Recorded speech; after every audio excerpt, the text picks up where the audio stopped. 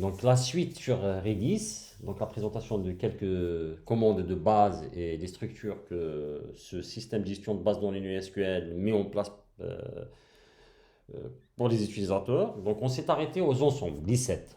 Je vais vous présenter maintenant une autre structure de données qu'on peut utiliser pour classer des scores, par exemple, des utilisateurs. C'est effectivement l'une des utilisations de Redis dans le cadre, par exemple, du système de recommandation. Donc, on va utiliser des sets ordonnés, donc au lieu des sets tout court, donc ce qu'on appelle des sets ordonnés. Donc, pour cela, pour définir donc, la clé valeur, donc encore une fois, donc c'est un système basé sur la notion de clé valeur. Au lieu d'utiliser le sadd, on va utiliser le zadd. Donc là, on va définir une clé, par exemple, qu'on va l'appeler score 4, un nom. Et là, on va donner une valeur et pour Augustin. Donc Augustin, il a un score de 19. Bon, on peut ajouter d'autres utilisateurs, par exemple Inès qui a un score de 18. Bon, un troisième, pourquoi pas. Donc Samir. Et même un quatrième. Allez, Philippe. Et là, on va mettre un score différent. Par exemple 8. OK. Pour récupérer les éléments, on procède de la même façon que pour une liste. Bon, on utilise de Z avant le range au lieu de L pour liste. Donc on va mettre Z range. Et là, c'est score, comment on l'a appelé? Score 4. Et là, on va préciser la bande inférieure, 0. Donc là, c'est moins 1. Donc, encore une fois, c'est la même chose que pour les listes. Donc là, on va envoyer tous les éléments. Donc ce qu'il faut remarquer, c'est que les éléments ont été renvoyés par ordre croissant. Donc du plus petit score de Philippe, du 8, au plus grand score, Augustin, 19. Maintenant, on peut préciser la bande inférieure et la bande supérieure. Si je mets 0,1, vous l'avez bien compris qu'il va nous renvoyer les deux premiers. Donc toujours par ordre croissant. Maintenant, si je veux les renvoyer dans un autre ordre, c'est-à-dire un ordre décroissant, pardon, on va utiliser le reverse. Donc Z, rêve, normalement rêve. Et là, j'utilise range. Donc, toujours score 4. Et là, je mets 0, moins 1 pour afficher tous les éléments. Donc là, il va nous envoyer du plus grand score au plus petit score. OK? Bon, c'est un classement. Si on souhaite connaître la position, par exemple, d'un élément dans cet ensemble, Z, on peut utiliser le rank, R-A-N-K, donc au plus précisément l'indice d'un utilisateur. Donc, on va utiliser le Z, R-A-N-K. Là, toujours le nom de la clé score 4. Et là, on doit préciser, par exemple, pour Augustin. D'accord? Donc, Augustin, troisième. Donc, on commence de 0. Hein. Donc, on commence de 0. Et là, encore une fois, par défaut, ils sont dans l'ordre des croissants. Pardon. Dans la pratique, si on a besoin de récupérer des informations pour faire des calculs assez souvent, là, en l'occurrence, classer des utilisateurs par rapport à leur score, l'idée, encore une fois dans la pratique, est de déporter ces informations d'une base de données relationnelle vers Redis. Donc, il va jouer le rôle du cache. Donc, avant de passer à la suite, je profite pour ouvrir une parenthèse pour vous rappeler quelque chose de très important. Vous devrez toujours, quand on parle de base de données, euh, une information que vous devrez toujours avoir à l'esprit. Bon, normalement, une notion que vous avez dû déjà voir dans la partie sur les bases de données relationnelles. En tous les cas, ceux qui ont suivi cet enseignement avec moi, on l'a largement discuté dans le cadre des bases de données relationnelles. Je veux parler de la manière dont les données sont stockées sur disque et comment sont utilisées. Donc, pour faire un calcul sur une donnée sauvegardée sur disque, ne serait-ce que pour l'afficher, pour son affichage, on doit toujours la charger au niveau de la mémoire principale, la RAM. Et cette opération nécessite donc un accès au disque, à moins que la donnée ne soit disponible au niveau de la RAM. Bon, les systèmes de gestion de base de données relationnelles, ils ont des techniques, des algorithmes assez sophistiqués pour ramener au niveau de la RAM les données les plus utilisées. Voilà. Bon, ça, encore une fois, c'est des choses qu'on a déjà discutées dans le cadre du cours de base de données relationnelles. Ce qu'il faut savoir, c'est que cet accès au disque est très pénalisant, car il induit une latence, ce qu'on appelle une latence. On doit placer la tête de lecture sur la bonne piste et attendre que la donnée passe au-dessus de la tête de lecture. Bon.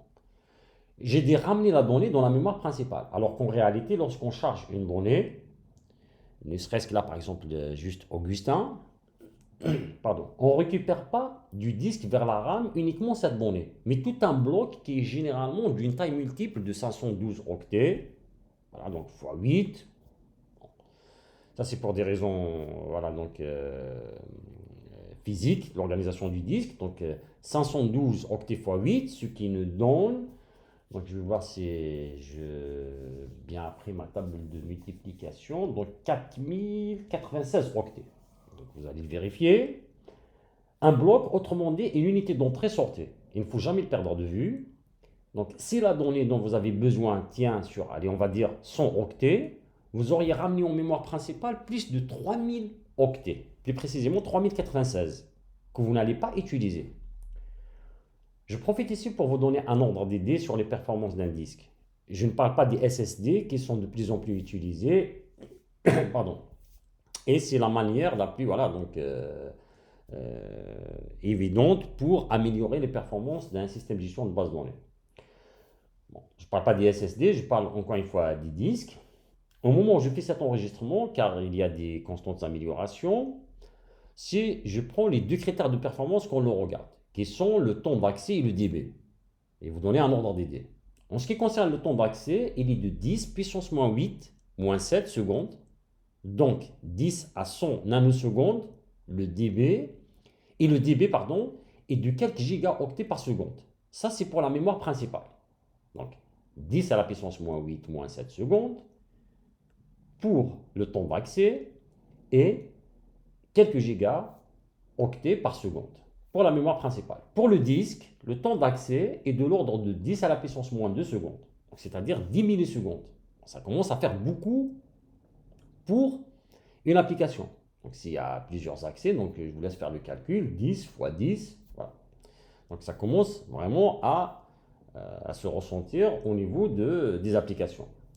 En conclusion, le débit d'un disque est approximativement de 20 voire 40 fois plus long que la mémoire principale. Et un accès direct, c'est-à-dire lorsqu'on connaît l'adresse du bloc, est environ 1 million de fois plus coûteux que lorsque le bloc est en mémoire principale. Bon. Je ferme la parenthèse et on revient donc à nos structures de données.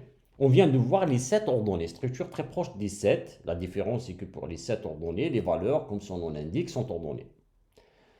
La suite maintenant sur les structures qu'on peut utiliser sur Redis, je vais vous parler des hashes très utilisés qui facilitent la distribution des données sur un ensemble de nœuds, un ensemble de serveurs si vous voulez.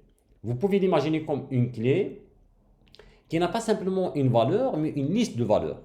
Donc pour définir un hash, bon, on écrit ici, on va essayer par exemple de sauvegarder des utilisateurs. Donc on va mettre h7, on va l'appeler user 2.11 par exemple. Et là, je vais définir un username. Je vais l'appeler syusef par exemple. OK. OK. Et après, je peux ajouter par exemple un âge. Donc, âge. Et là, je vais mettre par exemple une valeur 31. Okay, je peux définir comme ça. Donc, par exemple, qu'est-ce que je peux définir? Pas beaucoup d'inspiration. Donc, par exemple, Samir, un email, samir.youssef, polytech.nancy.fr. OK? Bon.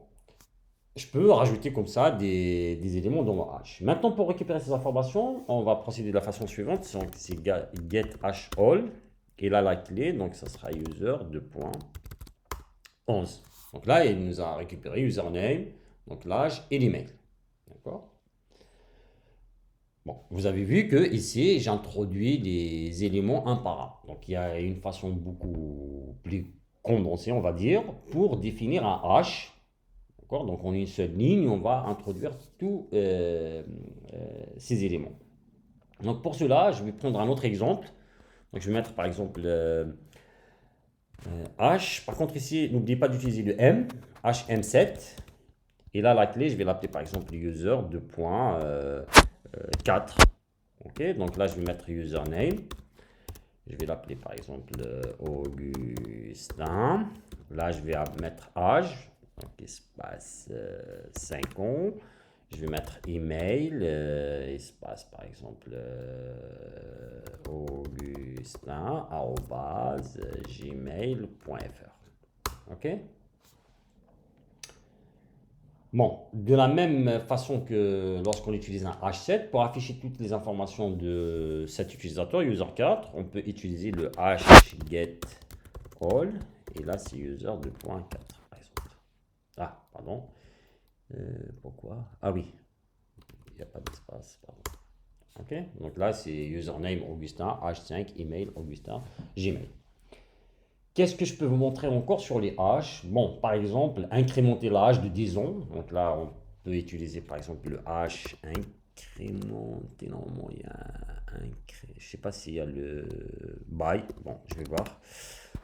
By, et là, c'est user 2.4. Et là, je vais dire d'incrémenter par exemple de 4 ans. Ah, là, il y a. Ah oui, pardon. User, donc là, il faut que je précise le champ de 4. Donc là, il a incrémenté de 4, donc ce qui donne un 9, donc 5 plus 4. Donc je peux vérifier, donc get hget user 2.4. Et là, je peux afficher son âge, par exemple. Il va m'afficher le 9. Ok. Bon, on peut récupérer toutes les valeurs des clés. Et là, je pense que c'est hvals. Et là, je vais mettre user 2.4 par exemple. Ok. Donc là, c'est toutes les valeurs. Donc Augustin 9, Augustin parce qu'on a incrémenté. Bon, pour terminer cette démo, attention, j'attire votre attention. Ne surtout pas imaginer que vous pourriez faire, par exemple, des jointures comme lorsqu'on utilise par exemple une base de données relationnelle. L'intérêt ici, si je reprends que la dernière structure, c'est-à-dire les hash, est d'avoir des données qui n'ont pas de schéma commun. Donc il n'y a pas de schéma commun, donc moins de contraintes, voire pas du tout de contraintes. Bah, en effet, on pourrait bien définir un user 1 avec un certain nombre d'informations, un user 2 avec des informations qui ne sont pas les mêmes que le premier user, et on peut même définir un autre objet qui n'a rien à voir avec les deux premiers. L'intérêt qu'il faut voir est la possibilité de répartir ces éléments sur plusieurs nœuds, donc plusieurs serveurs si vous voulez, et de permettre donc un passage à l'échelle facilement. Donc pour terminer, je vais vous montrer à nouveau le site officiel parce que toutes ces commandes-là, et ces structures que je suis en train de vous montrer, et sont sur le site de Redis, très bien documentés. Donc ils sont là. Voilà, donc encore une fois, donc vous pouvez utiliser un filtre. Donc on a vu les listes, on a vu les sets. Voilà, donc il y en a encore plein d'autres. Donc il y a la partie JSON. Donc je vous invite vraiment à explorer, à tester. Donc voilà. Donc quant à moi, bon, je vous laisse ici pour cette démonstration et je vous dis bon travail.